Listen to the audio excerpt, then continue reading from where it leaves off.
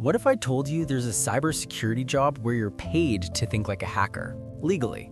Not just think like one, act like one, simulate real attacks, and show companies exactly how they'd get breached. So this isn't blue team monitoring dashboards all day. No, this is offensive security consulting, where you actively break systems to make them stronger. Let's start simple. What does an offensive security consultant actually do?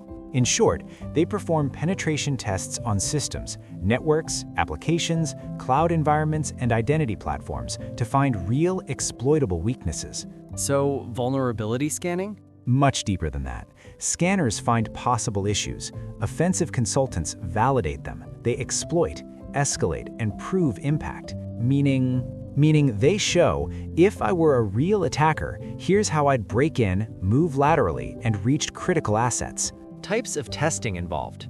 What kinds of penetration tests are part of this role? Several. Network pen testing, web application testing, API testing, Active Directory attacks, cloud security testing, and sometimes identity-based attacks. That's a lot of surface area. Exactly why this role requires experience. You're not specializing in just one thing. You're connecting multiple attack paths. Tools used daily. Let's talk tools. What does an offensive consultant use day-to-day? Common ones include web proxies for application testing, network scanners for discovery, exploitation frameworks, and graph-based tools for identity attacks. But tools don't do the job alone, right? Never. Tools support thinking. The real skill is knowing when and how to use them, and when not to. Attack chaining and realism. You mentioned chaining attacks earlier. What does that mean? Instead of reporting isolated issues, you connect them. Example, a weak credential to lateral movement to privilege escalation to domain compromise. So it's about storytelling? Exactly. You're telling a realistic attack story that leadership can understand. Frameworks and standards. Are these tests random or do they follow standards? They're structured. Testing aligns with industry-recognized methodologies like penetration testing execution standards, web risk models, and adversary behavior frameworks. Why does that matter? Because consistency, defensibility, and credibility are everything in consulting. Client-facing responsibility. This role sounds technical, but how client-facing is it? Very. You talk to clients during scoping, kickoff calls, mid-test clarifications, and final readouts. So communication is critical. Absolutely. You must explain severe technical risks to non-technical stakeholders without fear-mongering. Reporting, the most underrated skill. Let's talk reports. Why do people say reporting is half the job? Because if the report is unclear, the test didn't matter. You need executive summaries, technical detail, evidence, and remediation guidance, all clean and precise. So strong writing skills are mandatory. Non-negotiable. Time management and pressure. What's the pressure like? High. Tests are time-bound. You must deliver findings, reports, and retests within strict timelines. So this role rewards discipline. Very much. Time management is as important as hacking skills. Cloud and identity exposure. How important is cloud knowledge here? Increasingly critical. Modern environments rely on cloud platforms and identity systems, and attackers target those heavily. So understanding misconfigurations is key. Yes, many breaches start with identity misuse, not malware. Experience expectation. Is this role beginner-friendly? No. This role expects years of hands-on offensive security or deep lab and real-world practice. Why such a high bar? Because clients trust your findings to protect their business. Certifications and skill signals. Do certifications matter? They help signal capability, especially hands-on ones, but real skill and experience matter more. So certs aren't magic keys. Never. They're proof of effort, not proof of mastery. Remediation and retesting. Once vulnerabilities are found, is the job done? No. You often validate fixes, retest, and confirm closure. That builds trust, right? Exactly. Offensive consulting is about partnership, not just findings. Mindset required. What mindset does someone need to succeed here? Curiosity, patience, ethics, precision, and humility. You must assume you're wrong until proven right. Sounds intense. It is, but deeply rewarding. Career growth. Where can this role lead long-term? Senior consultant, red team lead, adversary simulation specialist, security architect, or even independent consulting. So it opens doors. Massively. Common misconceptions. What's the biggest misconception about offensive security? That it's just cool hacking. In reality, it's structured, responsible, and business-driven. Target role. Who should seriously aim for this job? People who love deep technical challenges, enjoy explaining complex ideas clearly, and want to improve real-world security. So if someone wants to be trusted as an ethical attacker, this role is one of the most respected paths in cybersecurity. Hard to enter, but worth it, right? Absolutely. It separates hobbyists from professionals. Imagine being hired not to defend systems, but to attack them, break them, and prove how fragile they really are. And then calmly explain to leadership how a real attacker would have already been inside. That's not chaos, that's offensive security consulting. A role where skill, ethics, and precision matter more than flashy hacking. Why do organizations even need offensive security consultants? Because defenses look strong on paper. Real attackers don't follow rules, diagrams, or assumptions. So this role challenges assumptions? Exactly. You test what actually works, not what teams think works. If you had to define this role in one sentence. A professional, ethical attacker who simulates real-world threats to expose business risk. Not just finding bugs. No, finding impact. Let's go deep technically. What's expected from someone in this role? Strong understanding of networking, authentication flows, web technologies, APIs, operating systems, and identity infrastructures. That's broad, because modern attacks are multi-layered. Talk about internal network testing. It's about enumeration, trust relationships, credential exposure, and privilege escalation. So attackers don't always need malware. Often they don't. Misconfigurations are enough. Web apps are still a big target? Massive. Business logic flaws, authentication issues, authorization bypasses, these cause real breaches. And APIs? Even worse sometimes. They're powerful and often undersecured. How has cloud changed this role? Cloud blurred the perimeter. Identity became the new firewall. So attackers go after identity first? Almost always. Why is chaining attacks so important? Because single findings don't scare leadership. Realistic attack paths do. So storytelling again. Always. How difficult is client interaction? Very. You must be confident but not arrogant, clear but not alarming. That's a soft skill most hackers underestimate. And that's why many never become consultants. Let's talk reporting deeper. A report is a legal, technical, and business document combined. So wording matters. Every sentence matters. What's the pressure like day to day? High expectations, strict timelines, zero room for sloppy work. Ethics must be critical here. Absolutely. One mistake can destroy trust permanently. Is this role sustainable long-term? Yes, if you keep learning and avoid ego. Who should avoid this role? People who chase shortcuts or just want cool hacks. One advice for someone aiming for this role? Build depth, not hype. Real attackers are patient, and so must you. So offensive security consulting isn't for everyone. But for the right person, it's one of the most respected roles in cybersecurity. People hear penetration tester and imagine non-stop hacking. What does a normal day actually look like? A normal day starts with planning, reviewing scope, understanding what's allowed, what's not, and what success looks like. So hacking doesn't start immediately? No. Rushing is how mistakes happen. You first align expectations, targets, timelines, depth. Then comes execution. Yes, enumeration, testing hypotheses, validating assumptions. It's methodical, not chaotic. People underestimate enumeration, right? Completely. Enumeration is penetration testing. Explain that. If you miss information early, you miss entire attack paths later. Most time is spent understanding the environment.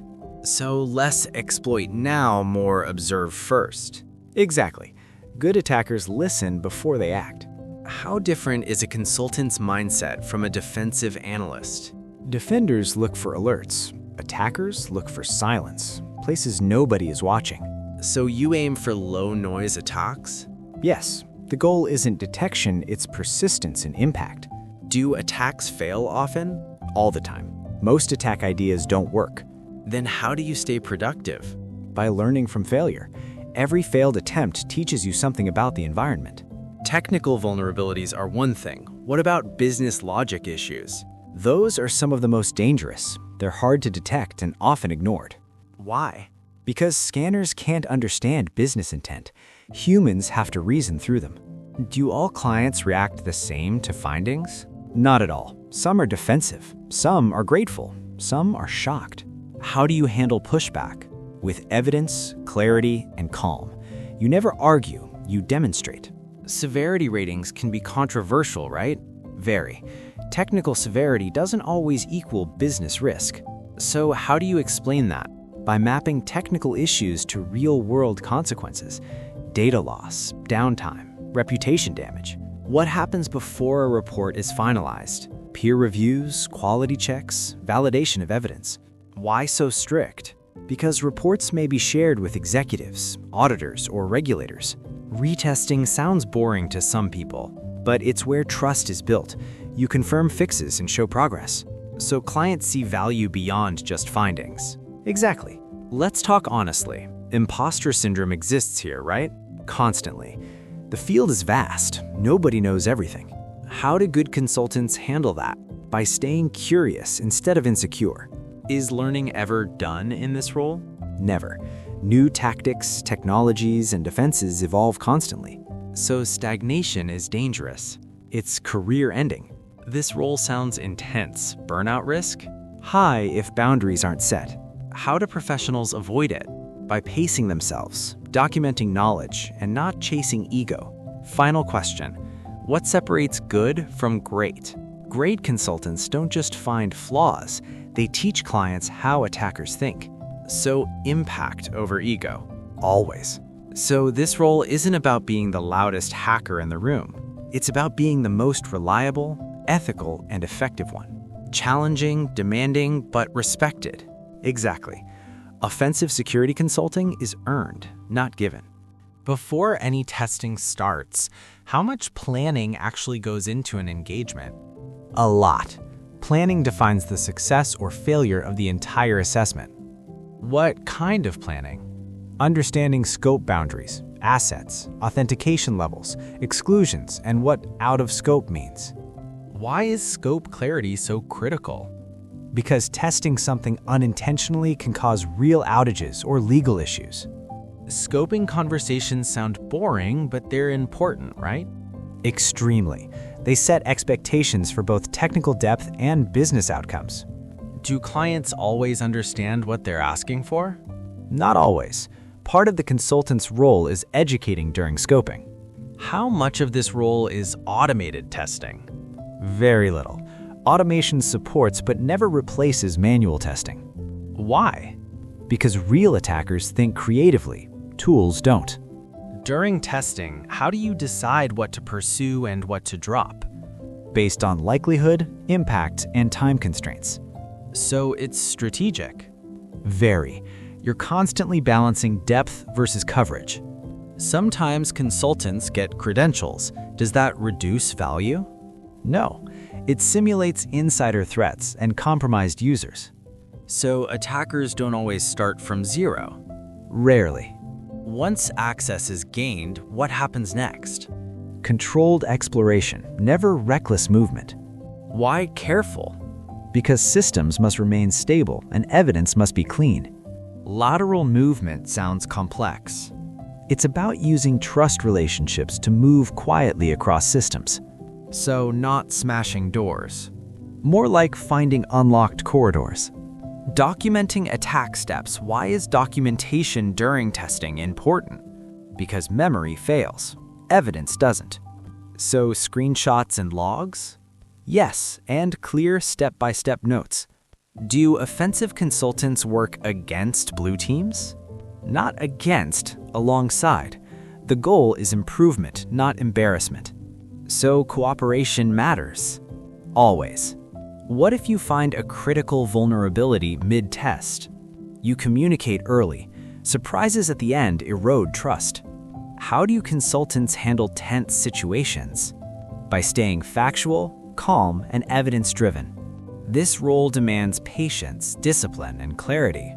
Yes, and that's why it's respected across cybersecurity. After everything we've discussed, let's recenter. How would you describe this position in one clean sentence? This position exists to professionally simulate real attackers, uncover meaningful risk, and help organizations strengthen security through evidence, not assumptions. So this isn't about ego-driven hacking. Not at all. It's about responsibility, accuracy, and trust. Why do organizations invest in offensive security consultants instead of relying only on internal teams? Because internal teams know their environment too well. That familiarity creates blind spots. So external perspective matters. Exactly. This role brings a fresh attacker mindset, unbiased, disciplined, and realistic. Let's talk about how this role fits inside a cybersecurity-focused company. This consultant role sits at the intersection of technical execution and client trust. Meaning? You're not just delivering tests, you're representing the company's technical credibility. So quality matters more than volume. Always. One bad assessment can damage long-term reputation. What expectations come with this position? Strong technical depth, clean execution, professional communication, and minimal rework. Sounds demanding. It is. This role is built for people who take ownership of their work. What kind of environments does someone in this role typically test? Enterprise and mid-market environments, complex networks, hybrid cloud, mature identity systems. So not toy labs. No, these are production systems with real consequences.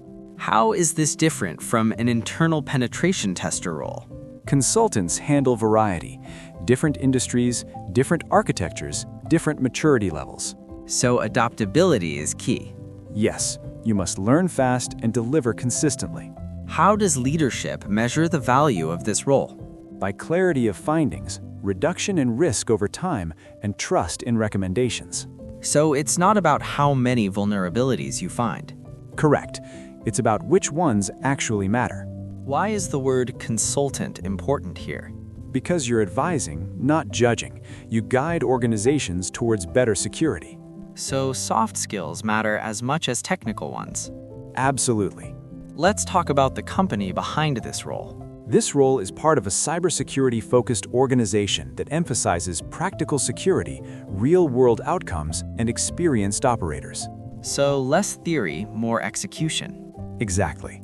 The company values professionals who can deliver under pressure and communicate clearly. Is collaboration encouraged? Very much. You work alongside seasoned cybersecurity professionals, not in isolation. What kind of growth can someone expect in this position? Growth into senior consulting, technical leadership, red team specialization, or advanced adversary simulation roles. So it's not a dead-end role. Not at all. It's a foundation for long-term cyber careers. Who should seriously consider applying? Professionals with solid offensive security experience, strong fundamentals, and the ability to explain risk clearly. Who might struggle?